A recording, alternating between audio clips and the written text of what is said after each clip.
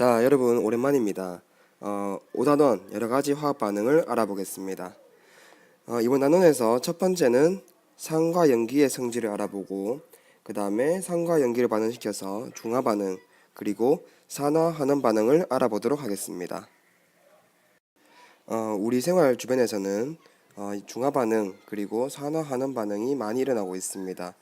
이들이 어떻게 반응이 일어나고 그 다음에 어떻게 우리 생활에 이용되는지 알아보도록 하겠습니다.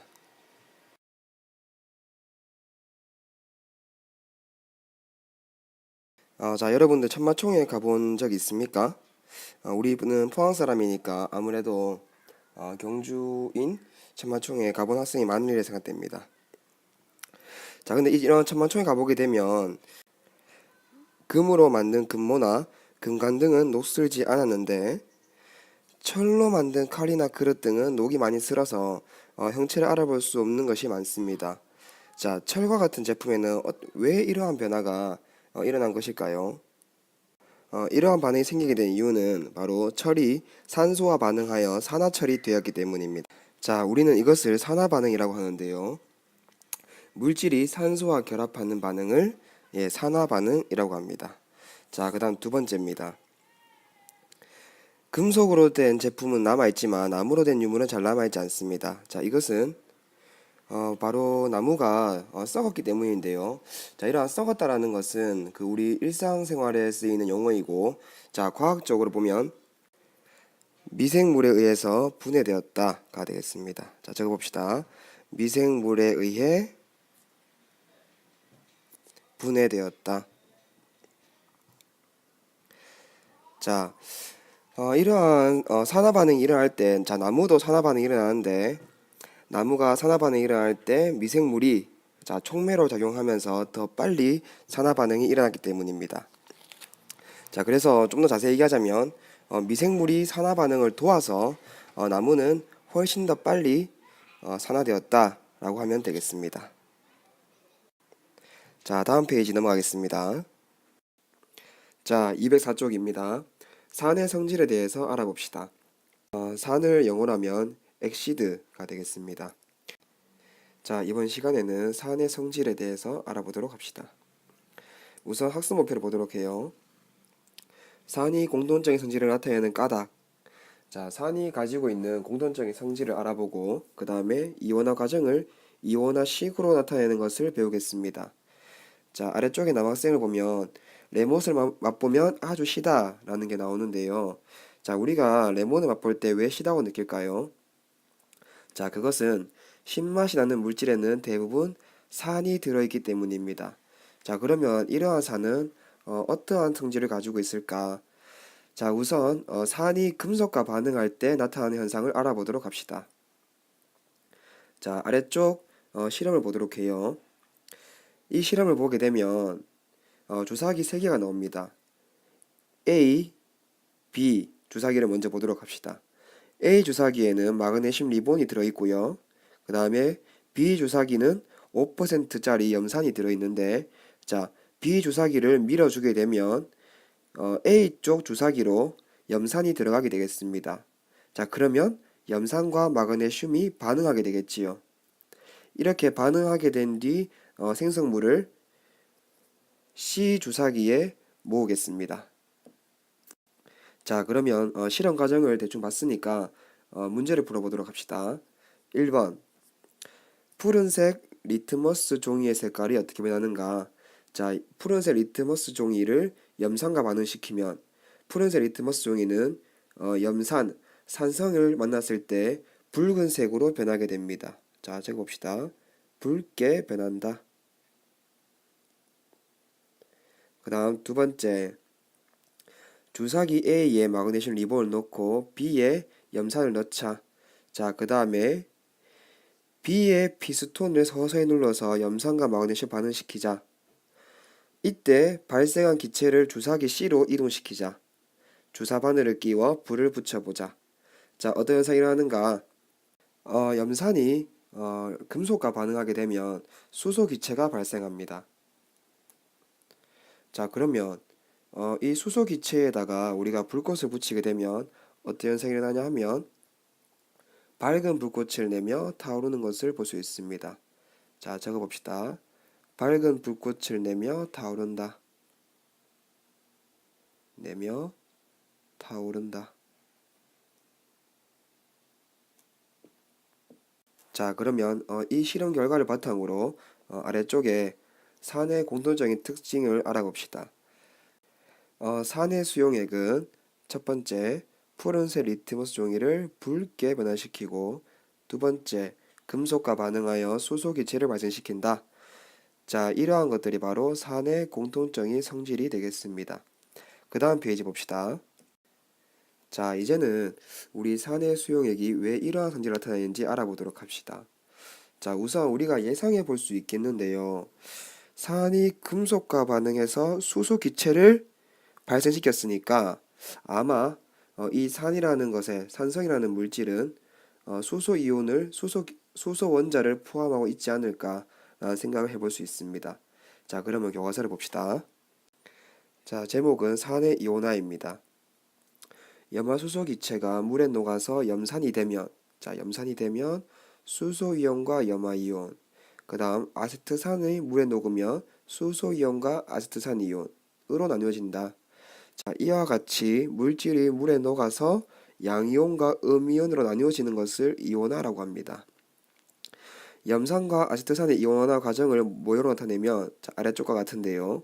여기서 우리가 주요하게 봐야 될 것은 바로 수소 이온입니다. 염화수소나 아세트산이나 이 둘은 공통적으로 수소 이온을 내놓는 것을 볼 수 있습니다. 수용액에서 산이 이온화되면 수소 이온이 나오게 되는데요. 산이 공통적인 성질을 나타내는 것은 바로 수소 이온 때문입니다. 자, 그런데 여기 아래쪽 표를 보게 되면 염산, 질산, 아세트산, 황산, 탄산, 자, 이런 것들 전부 다 산입니다.